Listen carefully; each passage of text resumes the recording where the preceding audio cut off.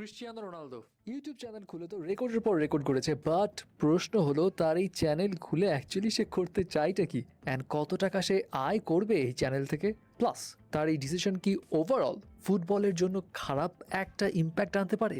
এখন Cristiano Ronaldo বুধবার YouTube channel your Cristiano খুলে এবং তার সাবস্ক্রাইবাররা ঝড়ের গতিতে সাবস্ক্রাইব করে একদম 90 মিনিটসের মধ্যে 1 মিলিয়নের রেকর্ড করে ফেলে। 24 ঘন্টায় 20 মিলিয়ন সাবস্ক্রাইবার্স বানিয়ে দেয়।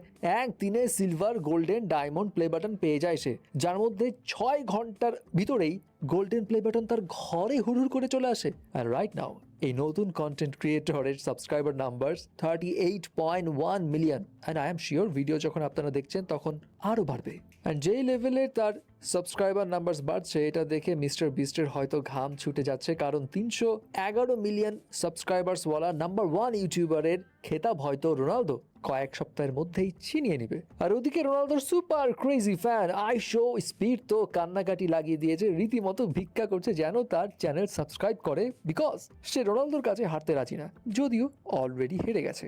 এখন রোনালদো এই চ্যানেল খোলা নিয়ে অনেকে এক্সাইটেড হলেও অনেকে সারপ্রাইজ, কারণ সবাই তো জানতো ইউটিউব রোনালদোকে চ্যানেল খোলা থেকে নিষিদ্ধ করে রেখেছে, বিকজ সে চ্যানেল খুললে ইউটিউব ক্র্যাশ হয়ে যেতে পারে এমন একটা আশঙ্কা ছিল।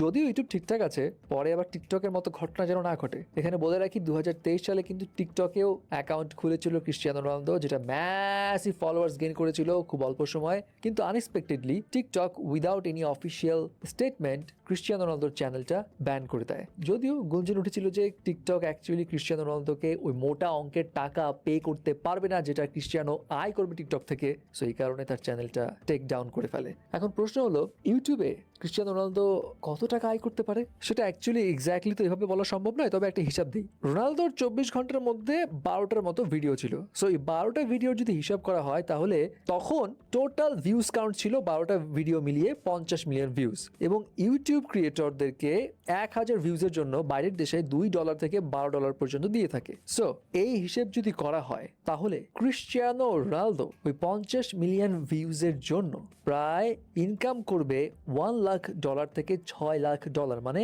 1 কোটি টাকা থেকে 7 কোটি টাকার পর্যন্ত।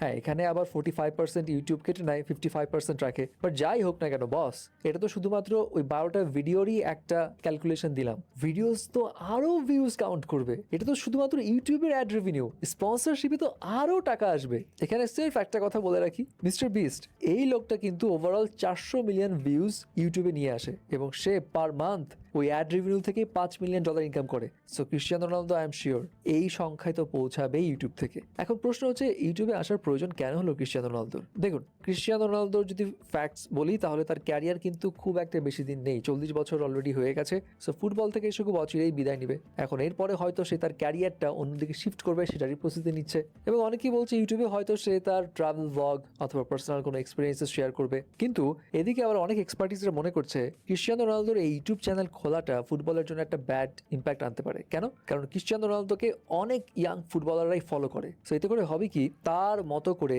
অনেক ইয়াং ফুটবলাররাও আবার ইউটিউব খুলতে থাকবে। সো ইউটিউব খুলতে খুলতে দেখা যাবে যে পাবলিকরা ইউটিউবে আর ফুটবল স্ট্রিমিং অতটা দেখবে না, বরঞ্চ প্লেয়ারদের পার্সোনাল লাইফ নিয়ে বেশি ইন্টারেস্ট দেখাবে। সো এটাকে অনেক এক্সপার্টিসরা একটু ব্যাড ইম্প্যাক্ট মনে করছে ফুটবলের জন্য, but anyway the fact is Cristiano ইউটিউবে।